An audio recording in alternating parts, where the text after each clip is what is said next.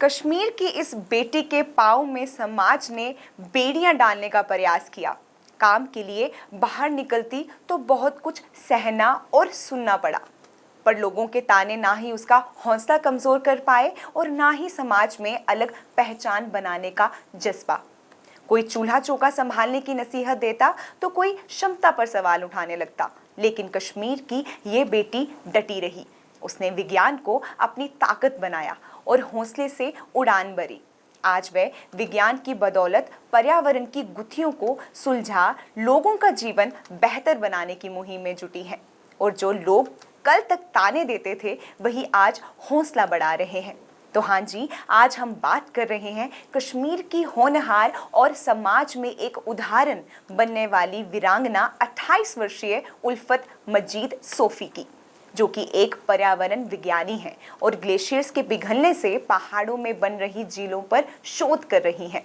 इसी तरह कश्मीर की एक और बेटी हैं जिनका नाम है नसीमन अशरफ, जो पर्यावरण में बदलाव और केसर की क्यारी में फिर से खुशियों की खेती लहलहाने की मुहिम में जुटी हैं।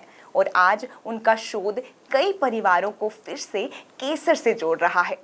भूसूचना विज्ञान विभाग में कार्यरत उल्फत ने शोध के दौरान 330 से अधिक ग्लेशियर और झीलों की मैपिंग की है। वे बताती हैं कि बचपन से ही प्रकृति को समझने और उसके रहस्यों से पर्दा हटाने की जिज्ञासा थी, तो इसीलिए उल्फत ने एमएससी के बाद भूसूचना विज्ञान में ग्लेशियर और हिमालय में स्थित झीलों पर जलवायु परिवर्तन के प्रभाव पर शोध आरंभ किया।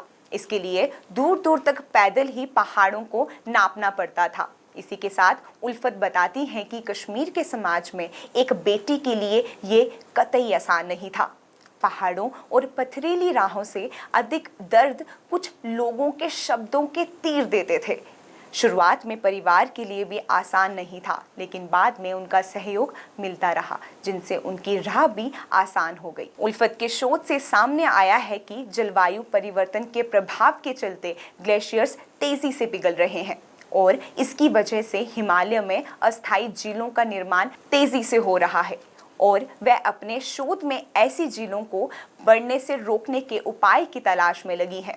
भूसूचना विज्ञान विभाग के प्रमुख शकील अहमद रामशरू कहते हैं कि ग्लेशियर और झीलों पर जलवायु परिवर्तन के प्रभाव विषय पर उल्फत के शोध ने उन्हें काफ़ी बेहतर डाटा उपलब्ध करवाया है। पर अफसोस सिर्फ इस बात का है कि इस फील्ड में अभी भी गिनी चुनी लड़कियां ही हैं, और जिससे पता चलता है कि अब भी इस विभाग की सूचना और जागरूकता युवाओं तक पहुंचनी चाहिए।